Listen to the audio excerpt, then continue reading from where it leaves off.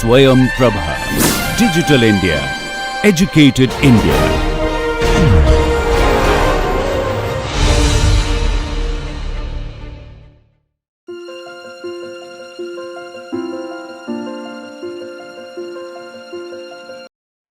Hello learners, I am Dr. Rekha Sharma, retired professor, UGC Human Resource Development Center, Rashtrasanta Tukadoji Maharaj Nagpur University, Nagpur.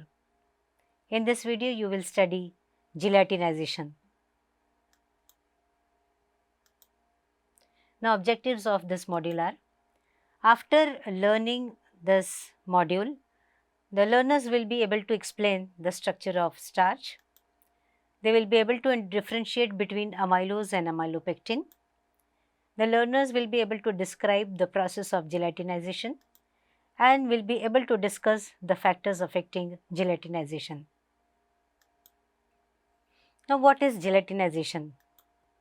The change upon heating a cold water starch suspension so that a transparent or opaque plastic viscid product that forms gel results is known as gelatinization. Undamaged starch granules are insoluble in cold water but can imbibe water reversibly, that is, they can swell slightly and then return to their original size on drying. When heated in water, starch granules undergo a process called gelatinization. Gelatinization is the disruption of molecular order within granules. Now, before studying gelatinization, let us first study the structure of starch. Starch is unique among carbohydrates because it occurs in nature as discrete particles called granules. Starch granules are composed of a mixture of two polymers, an essentially linear polysaccharide called amylose and a highly branched polysaccharide called amylopectin. Now, amylose. Amylose is a linear chain of 1,4 linked alpha D glucopyranosyl units. Many amylose molecules contain a few branched connected by alpha D16 linkages at the branch points. Perhaps 1 in 180 to 320 units or 0.3 to 0.5% of linkages are branch points. Most starches contain about 25% amylose. The amylopectin. Amylopectin is a very large, very highly branched molecule with branch point linkages constituting 4 to 5% of the total linkages. Amylopectin consists of a chain containing the only reducing end group to which are attached numerous branch chains to which in turn are attached one to several third layer branch chains. The branches of amylopectin molecules are clustered and occur as double helix. Amylopectin is present in all starches. It constitutes about 75% of the most common starches. Some starches consist entirely of amylopectin and are called waxy or amylopectin starches.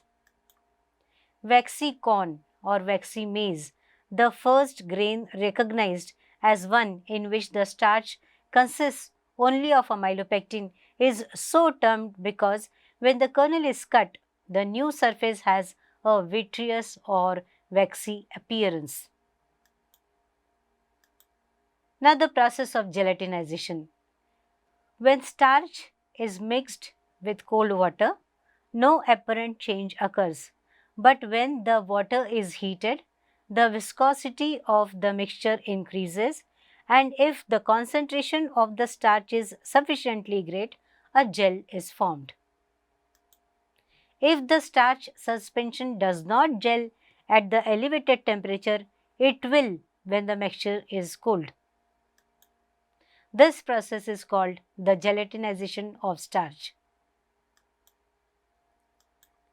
The microscopic appearance of the starch granules changes markedly on heating in 3 stages. The first stage in cold water is marked by the imbibition of approximately 25 to 30% of water. This is apparently a reversible effect because the starch may be dried again with no observable change in structure. The viscosity of the starch water mixture does not change during this phase. Now, the second stage occurs at approximately 65 degrees centigrade for most starches when the granules begin to swell rapidly and take up the large amount of water. Cornstarch takes up 300% of water at 60 degrees centigrade, 1000% at 70 degrees centigrade, and at the point of maximum swelling 2500% based on the original weight of the starch. The granules change in appearance during this second phase, and some of the more soluble starch molecules are leached out of the granule. The liquid surrounding the granules will show color with iodine even though the granules are still intact. This stage is not reversible. The third stage is marked by more swelling. The granules become enormous, often a void is formed, much more starch is leached out, and finally the granule ruptures, spilling more starch out into the surrounding fluid. The viscosity of the fluid increases markedly and the starch granules stick together so that they can no longer be picked apart.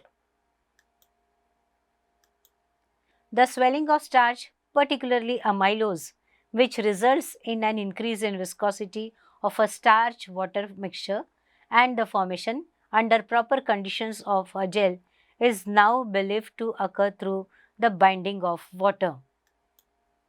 In a starch granule, amylose and amylopectin molecules are loosely bound together by hydrogen bonds of the hydroxyls. A hydrogen on a hydroxyl of one molecule is attracted by the negative charge of the oxygen of a hydroxyl on another molecule, and this attraction forms a weak link between the molecules. The aggregates of molecules held together weakly form micelles. As the temperature of a water-starch mixture rises, hydrogen bonding decreases for both the starch-starch bonds and water-water bonds, and the size of the particles diminishes. The tiny water molecules begin to freely penetrate between starch molecules. As the temperature decreases, water molecules are bound between the starch molecules and there is an increase in size or swelling. Where two starch molecules were originally bound together, there are now two starch molecules with water molecules in between. The sticking together of granules is believed to be the result of molecules from adjacent granules becoming attracted and enmeshed in one another. Gel formation occurs through the formation of a three-dimensional network of starch molecules, particularly the long straight chain amylose molecules. These molecules become interlaced through attractive forces between the molecules and particularly through hydrogen bonding on water molecules.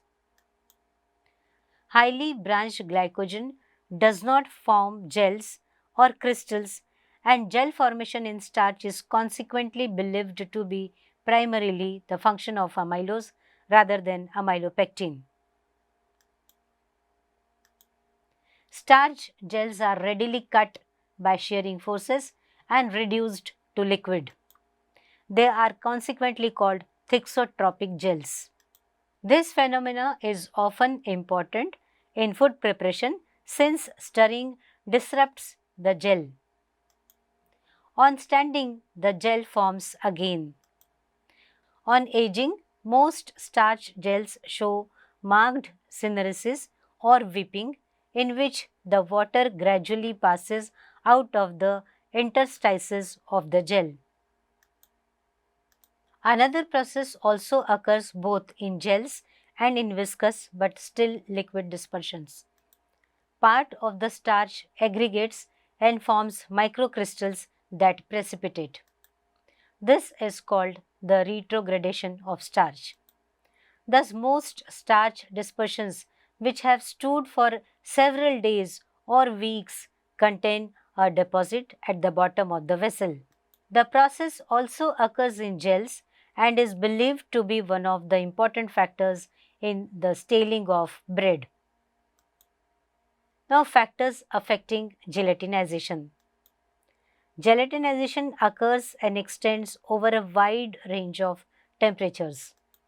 Swelling may start and the paste becomes more viscid at a fairly low temperature, but complete swelling and maximum stiffening ability may not occur until the starch is heated to a much higher temperature. Gelatinization depends upon the starch being heated to a definite temperature, but the temperature at which gelatinization starts depends on the length of the time the granule is weighed before it is heated, the kind of starch, the size of the granule, and possibly the salts in the water or combined with phosphoric acid of the starch. Now, let us study these factors affecting gelatinization in detail. If starch granules have been weighed or soaked for some time before heating, gelatinization begins at a lower temperature. The potato starch gelatinizes more readily than sago or corn starch. The size of the starch granules. The temperature of gelatinization decreases as granules decrease in size. The larger granules of potato starch begin to gelatinize at 55 degrees centigrade, whereas the smallest granules do not begin to gelatinize until a temperature of 65 degrees centigrade is reached. The viscosity of starch paste. The viscosity of pastes made from the same concentration of starch varies with different starches, with its phosphoric acid content, with the phosphorus salt content, with the temperature to which it is heated, with the degree of injury or grinding of the granule, possibly the proportion of beta and alpha amylose, and with the length of the starch chain. Chain length may be affected by the application of dry heat, by boiling with water, or by acid and enzyme hydrolysis. The effects of salts. Different metallic salts exert varied action. Some lowered the gelatinization temperature considerably. The different starches. The temperature at which gelatinization starts and the exact changes during the course of gelatinization are characteristics of first, the variety of starch. Thus, wheat and corn starch show different behavior patterns, and even floury corn starch from the crown region of most common corn acts differently from horny corn starch from the region of the endosperm. The stiffness of starch gels from 5% concentrations of starch were determined. The results arranged in order of decreasing stiffness are corn, wheat, rice, potato, arrowroot and cassava. Other differences noted were of the three cereal starches, rice was the most translucent and tender when cut, corn was the firmest, the cold gel being chalky white, and the wheat was intermediate between these two.